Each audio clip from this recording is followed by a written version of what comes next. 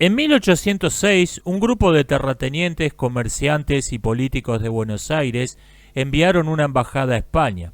Su objetivo era convencer al rey Carlos IV de convertir al virreinato del Río de la Plata en un reino independiente, con la infanta Carlota como reina. Esta separación pacífica, conservando al nuevo reino bajo la esfera de influencia de Madrid, favorecería los intereses de España mejor que esa institución ineficiente, corrupta hasta la médula, que era el virreinato, argumentaban los llamados carlotistas. Por lo malo del viaje, los cabildeos, nunca mejor dicho, para demorarlos y por la burocracia propia de la corte, los enviados tardaron meses para tener una audiencia. Pero entre tanto, llegaron noticias de que el virreinato había sido invadido por Inglaterra, con lo cual el reclamo de los carlotistas simplemente se perdió en la irrelevancia. El carlotismo dejó un único legado histórico duradero, la bandera celeste y blanca, emblema de los Borbones, que los nacionalistas criollos iban a adoptar como símbolo. En 1810, en el marco de la Guerra de Independencia Española en contra de la ocupación francesa, el rey Fernando VII, quien había reemplazado a Carlos IV, retomó parte del control efectivo de la península y, no teniendo una verdadera línea de mando con sus gobernados, ordenó formar juntas de gobierno. Solo en las Filipinas las juntas de gobierno fueron lo que se suponía que eran. En toda América Latina los criollos coparon las asambleas e impusieron a los suyos en las juntas, estableciendo un gobierno que era español solo de nombre.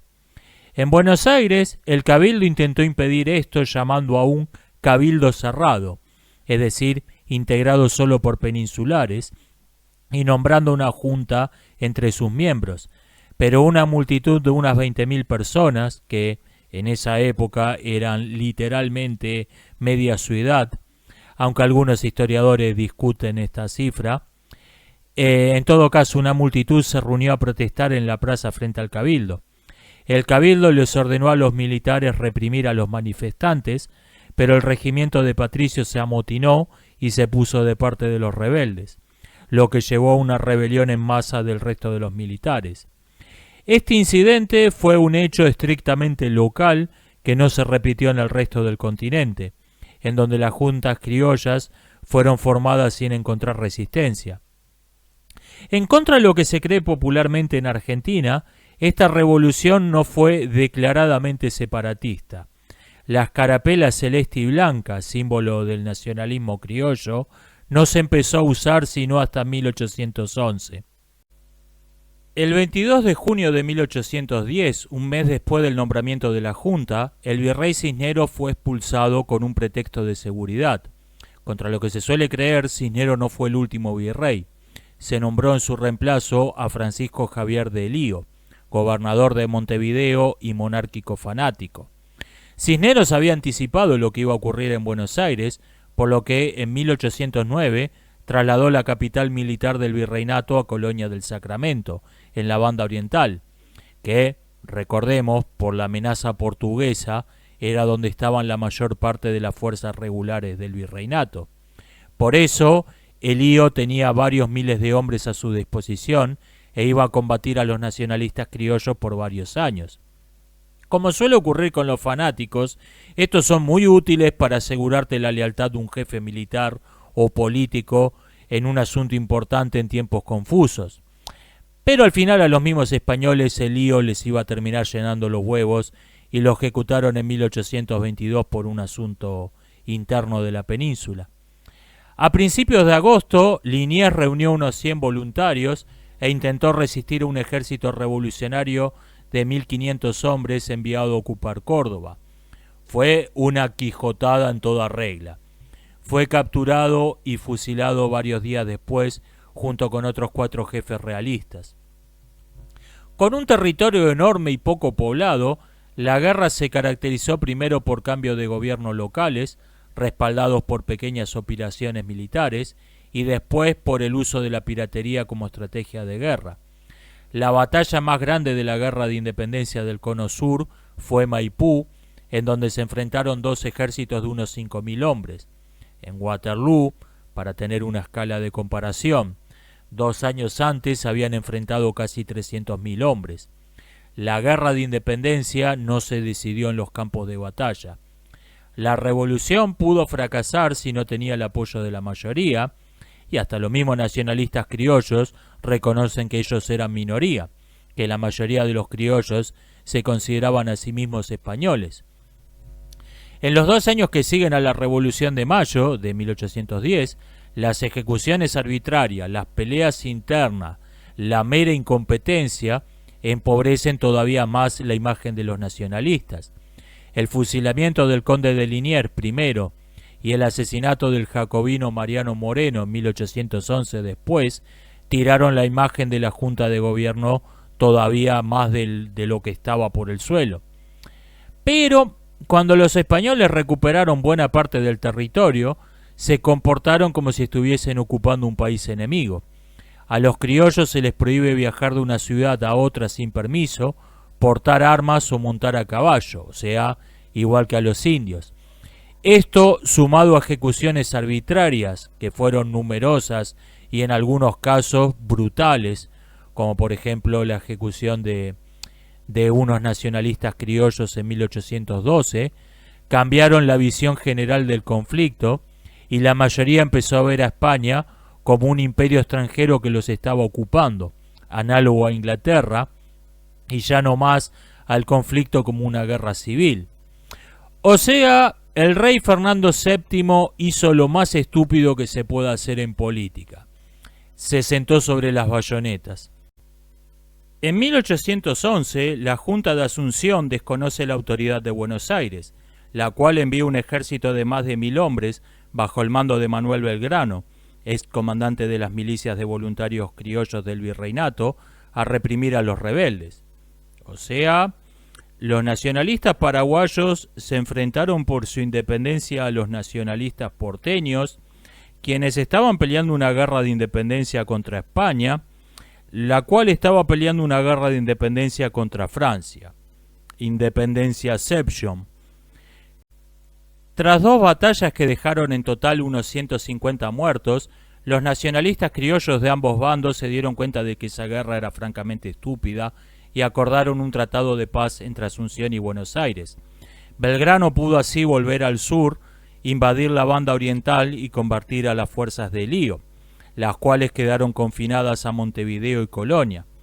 Para ponerle sitio a esas ciudades se bloqueó el Paraná, pero el capitán Jacinto de Romarate, jefe de las fuerzas realistas en Paraguay, acordó un tratado de neutralidad con los nacionalistas paraguayos, también pudo volver al sur y rompió el bloqueo naval en la batalla de San Nicolás, a pesar de que uno de los comandantes de la defensa criolla era el veterano corsario francés Hippolyte Bouchard, un republicano que había adoptado la Argentina como patria, desilusionado por la coronación de Napoleón.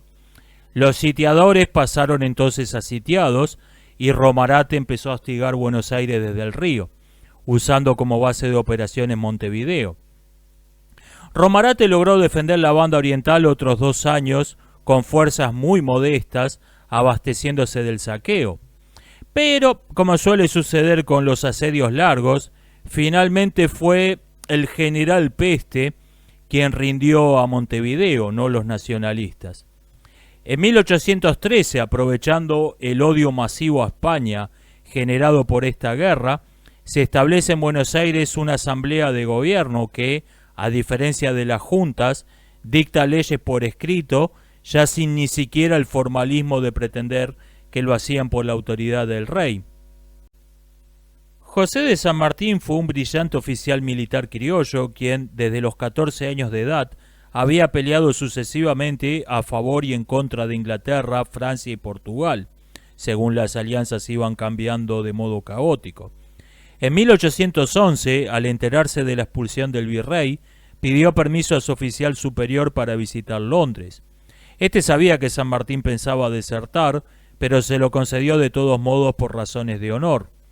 En Londres, San Martín se reunió con varios otros desertores criollos que habían llegado ahí por varios modos, y también con agentes secretos ingleses quienes habían dado cuenta de que el mejor modo de hacerle la guerra a España era apoyar a los separatistas.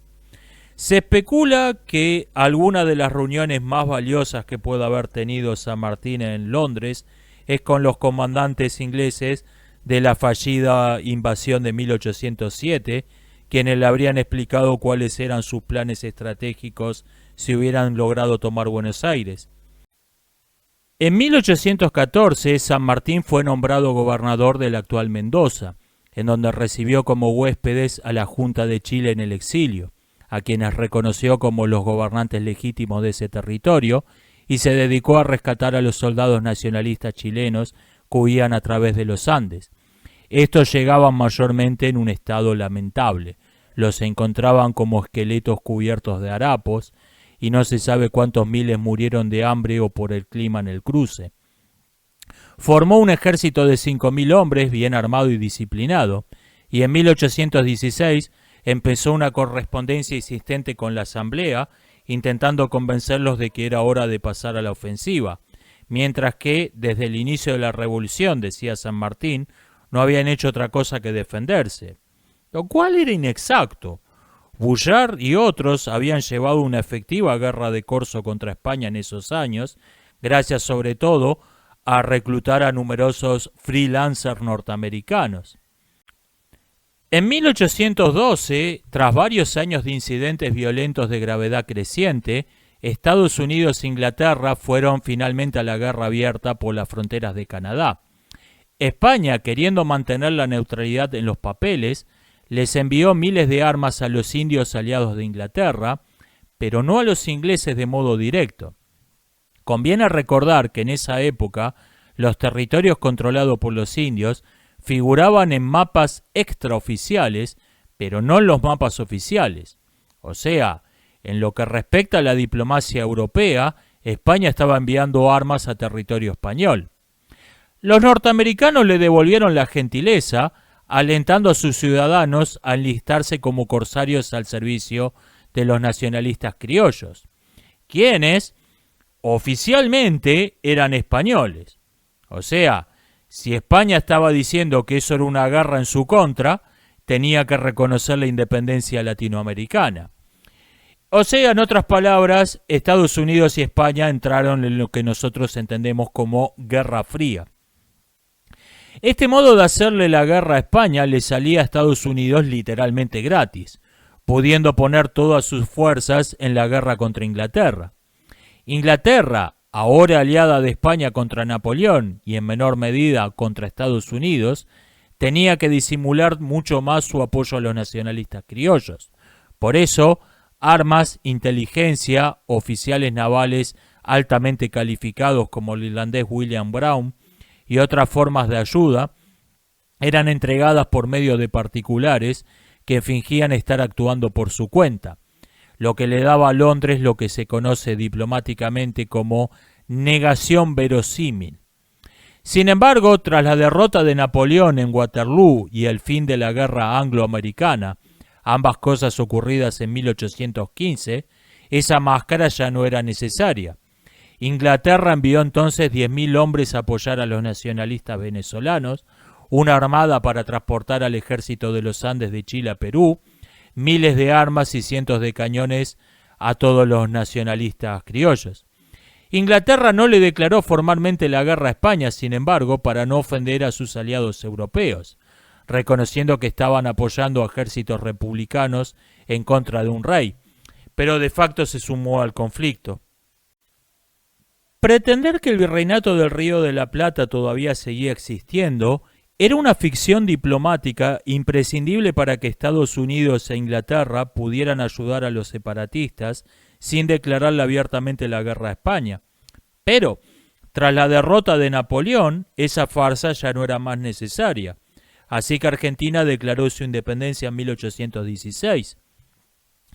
¿Por qué Inglaterra, una monarquía y potencia hegemónica de una liga de monarquías, apoyó a un montón de nacionalistas y republicanos con ideas bastante parecidas a las de la Revolución Francesa o a las de la Revolución Americana, dado que creo que podemos descartar la simpatía como su motivación? Bueno, Sobre esto hay teorías para todos los gustos, pero si descartamos las más locas, o sea, prácticamente todas, nos quedan tres posibilidades. Una, debilitar a España. Tras las guerras napoleónicas, Inglaterra emergió como la potencia hegemónica indiscutida de Europa. Todavía había que tener un ojo en Rusia y mantener a Francia bajo control, pero nadie discutía que Inglaterra mandaba en Europa. La única amenaza seria a su hegemonía era la posibilidad de que España se recuperase económica y militarmente en el futuro. 2. Razones económicas. Los estrategas de Londres deben haber razonado que a un montón de republiquetas independientes y aisladas de España podían imponerles acuerdos comerciales muy ventajosos negociando por separado, lo que realmente fue el caso, mientras que un imperio podía negociar de modo mucho más agresivo y de igual a igual. 3. Preparar una invasión. Los ingleses pueden haber creído que los separatistas eran idiotas útiles que estaban haciendo el trabajo duro por ellos, preparando una invasión que iba a ser un paseo por el campo. En el siglo XX, el primer ministro inglés Winston Churchill postuló lo que se conoce como la teoría del perro bueno / perro malo. Si unos ladrones le dan un pedazo de carne a un perro guardián para entrar en una casa, el buen perro guardián ataca a los ladrones y defiende a los dueños de la casa. El perro malo traiciona a los dueños de la casa y cambia de amo. Pero en cualquiera de los dos casos, el perro sigue teniendo un amo. La teoría del perro bueno, perro malo, postula que A. existen razas superiores y razas inferiores, B. las razas inferiores no desean ser libres y es un completo error interpretar sus acciones creyendo que esto es lo que buscan. Esta teoría, por cierto, sigue siendo extremadamente popular e influyente en la política internacional del mundo de hoy, simplemente que se la niega hipócritamente. Podemos suponer que muchos políticos y militares ingleses de la época de la Guerra de Independencia tenían ideas parecidas, por lo que simplemente no se tomaron en serio al nacionalismo criollo. Yo no creo que este asunto haya sido una cuestión de o esta fue la razón o fue esta otra. Más bien creo que las tres razones le deben haber pasado por la cabeza a los estrategas ingleses y su razonamiento debe haber sido algo así como: debilitar a España justifica por sí solo el esfuerzo militar y a partir de ahí todo lo demás que podamos obtener es ganancia. El 6 de enero de 1817, San Martín inicia el cruce de los Andes y el 9 de julio de ese mismo año, Bullard zarpa en la fragata La Argentina buscando llevar la guerra de corso al Índico. Aunque la campaña de Bullard en el Índico fue una aventura digna de una película de pirata de los 40, su importancia estratégica real no fue mucha. Su objetivo era provocar una revolución en las Filipinas que nunca ocurrió, así que con mucho dolor del alma voy a pasar esto de largo. San Martín toma Chile entre 1817 y 1819, mientras el general Güemes, al mando de un ejército de gauchos, muy valientes pero mal armados y peor entrenados, defiende Salta con tácticas de guerrilla. La estrategia de la campaña de San Martín por los Andes parece estar basada en los planes de la fallida invasión inglesa de 1807, que a su vez estaría basada en los planes del estratega Maitland de 1800. Y todo esto tiene una buena dosis de conjetura porque todo esto era información clasificada y la información clasificada con frecuencia, antes de ser desclasificada, es destruida. Sin embargo, incluso si San Martín tomó como base los planes de Whitelocke de 1807, le habría añadido importantes mejoras al plan por tener un mejor conocimiento del país y por contar con un mayor apoyo de la población local, mientras que Maitland y Whitelocke solo confiaban en tener un apoyo bastante tibio de parte de los nacionalistas chilenos. En 1820, varios señores de la guerra aliados entre sí derrocan al gobierno de las Provincias Unidas. San Martín y Güemes pasan a ser, de facto y en contra de su voluntad, señores de la guerra al mando de ejércitos que no tienen ninguna otra lealtad que a sus generales, pues el Estado que los había nombrado ya no existía. Belgrano murió ese mismo año de causas naturales en Buenos Aires. El ejército de los Andes se negó tanto a obedecer órdenes del gobierno de Buenos Aires como a integrarse al ejército peruano. Se mandaron por sí mismos, sin reconocer ninguna autoridad superior, hasta el final de la guerra en 1826, y entonces se disolvieron y sus hombres tomaron distintos rumbos. Cuando los separatistas toman Lima en 1821, la guerra está decidida. En 1826 se pacta un cese al fuego y 10 años después se firma la paz formalmente con España. En la guerra de independencia del Cono Sur intervinieron 4 grupos principales. 1. Criollos, quienes simplemente estaban ofendidos por el destrato de la corona. 2. Republicanos, quienes veían en la independencia solo un medio para acabar con la monarquía. Entre estos se reclutaron a los militares más expertos, como José de San Martín, la mayoría de ellos masones y por lo tanto claramente la facción más afín a Londres. Este conflicto, por cierto, dividía las filas en ambos bandos y la continuación natural de la guerra de independencia en la propia península ibérica fueron las guerras carlistas. Esto no quiere decir que ambos conflictos, la guerra de independencia y las guerras carlistas, no hayan tenido diferencias importantes entre sí. Tomemos por ejemplo a Jacinto de Romarate, héroe condecorado de la Segunda Batalla de Buenos Aires, quien, en la Guerra de Independencia, se convirtió en uno de los jefes militares más importantes del bando realista, luchando contra varios de sus ex camaradas de las invasiones inglesas, para después pasar a combatir en las filas isabelistas contra sus antiguos camaradas de la Guerra de Independencia, quienes mayormente eran carlistas. Es que, como le explicó el propio Romarate en una carta a su antiguo enemigo Hippolyte Bouchard, con quien habían literalmente chocado espadas en la batalla de San Nicolás y con quien se admiraban mutuamente, Romarate también consideraba, igual que Bouchard, que la independencia era solo un medio para lograr una sociedad más libre y más justa, igual que sus enemigos, solo que la consideraba un medio equivocado.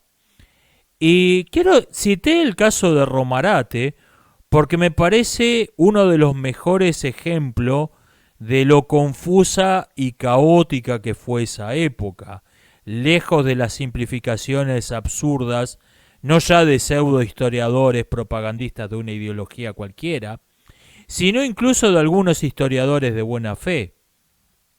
3. Indios y gauchos que veían la independencia como un medio para la abolición del régimen de castas. Y 4. Negros y mulatos que la veían como un medio para la abolición de la esclavitud. Prácticamente todos estos grupos iban a acabar desilusionados.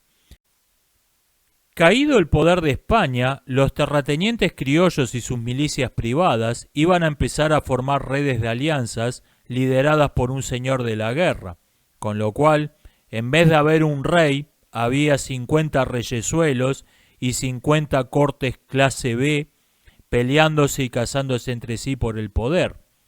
La Asamblea de 1813 decretó la libertad de vientres, esto es, los hijos de las esclavas eran libres, y prohibió la importación de esclavos. Pero la esclavitud no fue abolida hasta 1853 y la mayoría de los negros que pelearon en la guerra de independencia simplemente no vivieron para verlo.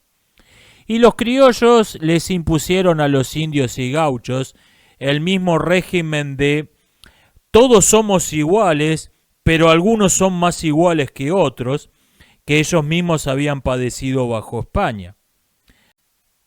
Antes de pasar a la crónica de las guerras internas, quiero decir 2 palabras acerca de la relación entre la independencia americana y la abolición de la esclavitud. La historiografía de vidriera de las guerras de independencia popularizó la idea de que la abolición fue uno de los objetivos de la independencia, solo que su realización fue complicada y su aplicación efectiva se tomó su tiempo. Posteriormente, otros pseudohistoriadores de signo opuesto, como el Proyecto 1619, los hispanistas o los aborigenistas, afirmaron que, por el contrario, la principal o incluso la única razón de las guerras de independencia fue resistirse a la abolición, o incluso, según los hispanistas, crear un régimen enclavista que antes no existía, porque si vamos a mentir a lo grande, qué hostias. Ahora bien, tanto la independencia como la abolición fueron procesos históricos complejos y llenos de matices. No fueron algo que ocurrió de un día para el otro. Pero en ambos casos podemos tomar como fecha de referencia la declaración formal de independencia y la abolición legal oficial. Tenemos así que Estados Unidos declaró su independencia en 1776 y abolió la esclavitud en 1863. Inglaterra, su metrópoli, abolió la esclavitud en 1833. Argentina declaró la independencia en 1816 y abolió la esclavitud en 1853. Perú declaró su independencia en 1821 y abolió la esclavitud en 1854. Venezuela declaró su independencia en 1811 y abolió la esclavitud también en 1854. México fue un caso atípico porque los separatistas abolieron la esclavitud en 1813, incluso antes de declarar formalmente la independencia en 1821. Esto no fue solo para reclutar negros, sino sobre todo para consolidar la alianza entre los criollos y los indios pueblos, quienes a lo largo del siglo XVIII habían formado milicias irregulares para su propia defensa durante la larga guerra Apache-Comanche, lo cual había sido tolerado por el gobierno del Virreinato de la Nueva España, dado que éste no tenía fuerzas regulares para protegerlos. Su metrópoli, o sea, la metrópoli de todos estos países, España, abolió la esclavitud en 1870. Brasil no tuvo guerra de independencia. En 1822 se reconoció al Imperio del Brasil como un estado independiente, en un proceso análogo al que hubiese sido que los carlotistas hubiesen tenido éxito en el Virreinato del Río de la Plata. Abolió la esclavitud en 1888, poco antes de dejar de existir. Su metrópoli, Portugal, abolió la esclavitud en 1854. Si comparamos las fechas de la Declaración de Independencia, de la abolición de la esclavitud en las ex colonias y de la abolición de la esclavitud en las ex metrópolis, simplemente no hay ninguna correlación, ni en un sentido ni en el opuesto. Me dirán que varios importantes líderes revolucionarios fueron abolicionistas. Sí, como también lo fueron varios de sus enemigos. Que la institución de la esclavitud apestaba era simplemente una idea que se estaba volviendo popular en esa época. Pero la guerra de independencia no tuvo nada que ver con esto. La independencia americana y la abolición de la esclavitud fueron dos procesos casi totalmente independientes entre sí.